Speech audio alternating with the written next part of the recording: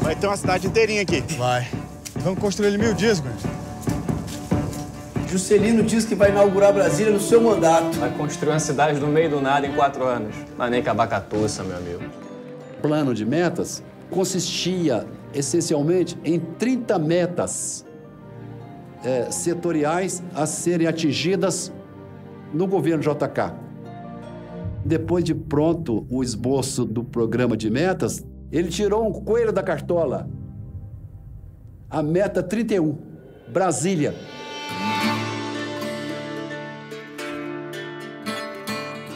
Brasília era a meta síntese do plano de metas, porque ela vai tentar reunir todas as outras metas na sua execução. Eletricidade, a indústria automobilística, construção civil, a integração nacional. O que mais me preocupa mesmo é esse povo que tá vindo pra cá. Um monte de gente com saúde fraca, entende? O que ocorre ali? Uma epidemia generalizada.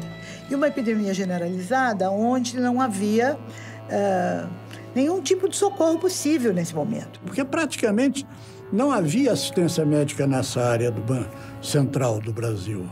Não tinha nada aqui. Era cerrado. Então, o que fizeram?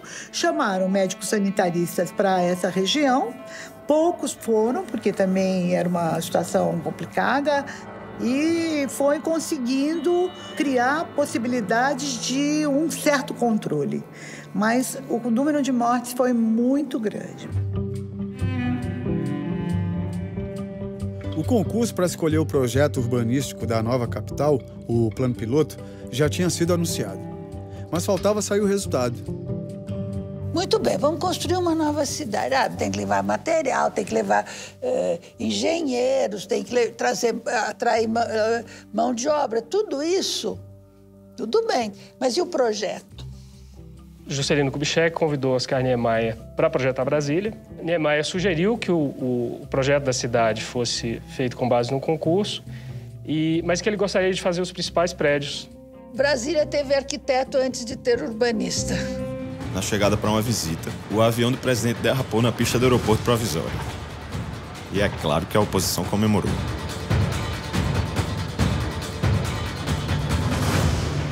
Mas isso aí é um jogo político. E o Lacerda é bom em fazer isso. Tá ouvindo isso, Carlos? Ele quer que a gente construa um palácio em 8 meses. Eu quero não, eu vou. Ouvi dizer que você tá com dificuldade de conseguir material. Conhecido meu pode quebrar um galho. E aí a gente acerta uns 10% de comissão, tá tudo certo. Tu acha que tu tá falando com quem, hein, Caba? Ajoelhou, vai ter que rezar. Saiba que eu não rezo da sua cartilha. Mas eu tô indo mesmo. Vou acompanhar o Saião lá na Belém, Brasil. A gente precisa dessas estradas pra ontem mesmo. Isso. Boa parte das ferrovias que foram feitas desde o século XIX eram para escoamento da produção, voltada para exportação. Elas não cumpriam a tarefa de integrar o país. Integração era nenhuma, né? Você pegava o Centro-Oeste, especificamente, para você chegar em São Paulo, muitas vezes tinha que pegar um barco, descer o Rio Paraná, ir para Buenos Aires e voltar pela costa. Então, era só navegação costeira. E constrói Brasília e começa a criar as veias e artérias aí com esses pontos todos aí, né?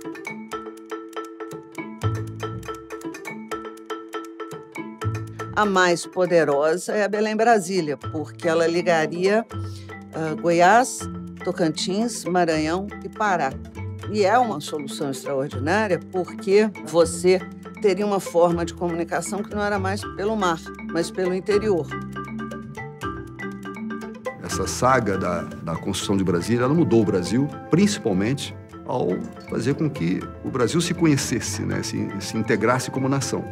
Ela levantou muito a autoestima dos brasileiros. Os brasileiros começaram a entender a grandiosidade do país que tinham. Eita, que saudade. Deixa eu te apresentar a Gilda. Gilda, esse é meu marido Mauro. Prazer. E o marido da senhora, chegou? Não, eu não sou casada. Eu vim trabalhar no departamento de urbanismo e arquitetura. Acho que ela não vai gostar da Cidade Livre, não. E por quê? Lá não é lugar pra mulher que nem ela, não. A questão da solidão das mulheres era um fato bem recorrente.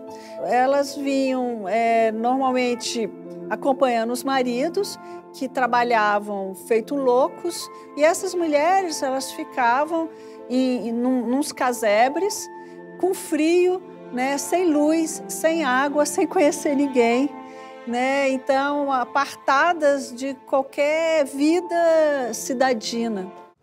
Você conhece o conceito do plano piloto? Acredito que sim, né, Gilda? Não. Deixa eu te mostrar.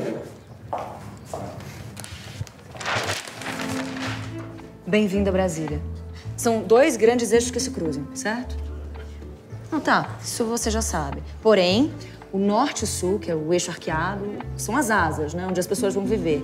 E cada asa vai estar dividida em 3 setores, que por sua vez vai estar dividida em 16 quadras.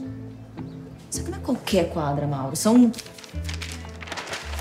super quadras. São áreas de habitação e lazer com jardins, com árvores frutíferas, com áreas de comércio local, com piscinas e pilotis para a convivência dos prédios. E os apartamentos, eles foram projetados para abrigar as famílias de acordo com o seu tamanho.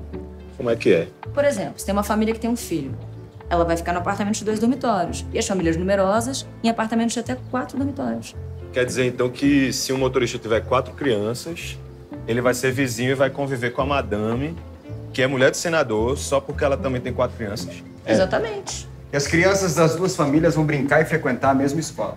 Escola e piscina públicas. Essa daí eu quero só acreditar, viu? A superquadra era a essência da utopia de Brasília, com uma ideologia socialista. Então ali se rompe com a ideia colonial também de lotes. Transforma o chão da superquadra público, não pode fechar. Quando ninguém ainda falava muito dessa questão ambiental, eles já fizeram uma cidade que tem, por número de habitantes, uma das maiores áreas verdes do mundo. Tinha essa coisa também de que todo mundo ia morar igual. Mas depois, infelizmente, o próprio Husserl me disse que eles eram ingênuos. Essas palavras são do Lúcio Costa. Nós acreditávamos que era possível mudar a sociedade através do urbanismo e da arquitetura. Sem utopia aquilo não teria existido. Aliás, sem utopia, nada. Como é que é? Para nós caminharmos, um pé tem de estar no chão, um no ar. Os 2 pés no chão, você não caminha. Os 2 no ar, você cai. Enquanto a gente quebrava a cabeça para resolver o projeto do Congresso, outra questão atrapalhava nosso dia a dia na nova capital.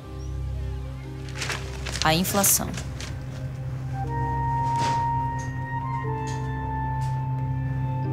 O governo de Juscelino instaura, a partir do bloco de investimento, uma grande capacidade de produção na economia, mas, de certa maneira, nós temos ali um período também que a inflação se acelera.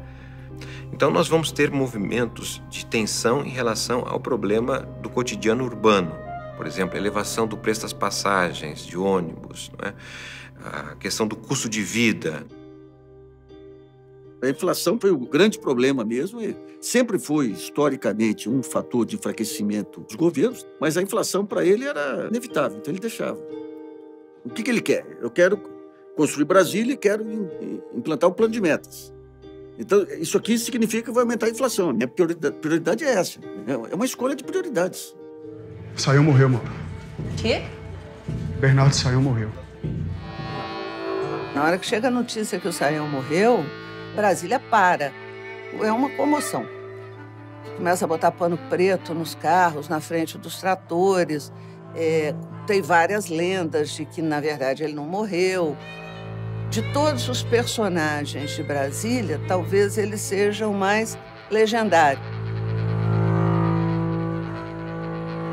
Ele é sepultado no cemitério Campo da Esperança, que ele mesmo demarcara. Dizem que quando ele completou a demarcação, ele disse: quem será o coitado que vai inaugurar isso aqui? Foi ele. A cidade parou pela primeira vez,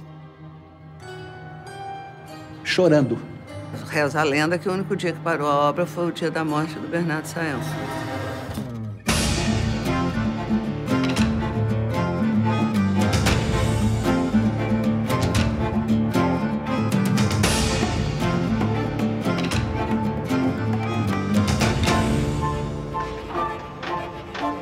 questionamento é onde tem uma possibilidade da gente sair dessa condição de miserabilidade, né? Pouquíssimos recursos, né? Às vezes quase nenhum, né? E aqui eram empregados imediatamente, né? Então, assim, eles desciam do caminhão, já tinha pessoas que já saíam cadastrando e já indicando para as obras, porque precisava de mão de obra e quanto mais, melhor. Se não fosse realmente o suor e o sangue deles, realmente a Brasília não estava aqui. Vocês vão receber casa para morar. Se eu for eleito, vai ter luz e água encanada. Mas quando? Porque o lago já está sumindo. Eles resistem, ficam acampados, ficam reivindicando. Você tem movimento político ligados a esses trabalhadores, né? O Partido Comunista tem bases, o Partido Socialista também se integra nesse momento e tiveram que fazer a cidade satélites para poder acomodar essa gente que eles não queriam no eixo central da cidade. O entorno de Brasília tem a ver com isso, né? Como é que você faz com o povo? Prestes a inaugurar, a gente estava correndo para terminar as escolas e os hospitais. Brasília já tinha quase tudo que uma cidade comum tinha, até concurso de Miss.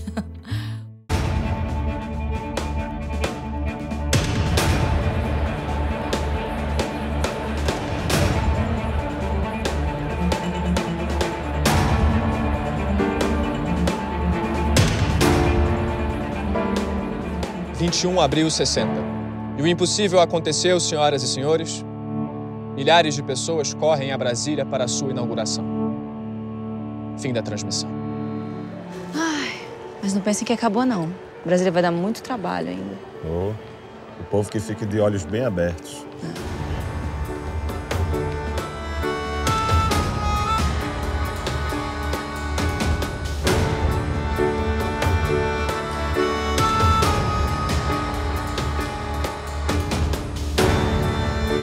O canal do History está cheio de vídeos sobre a construção de Brasília. Assista essas sugestões especiais para você.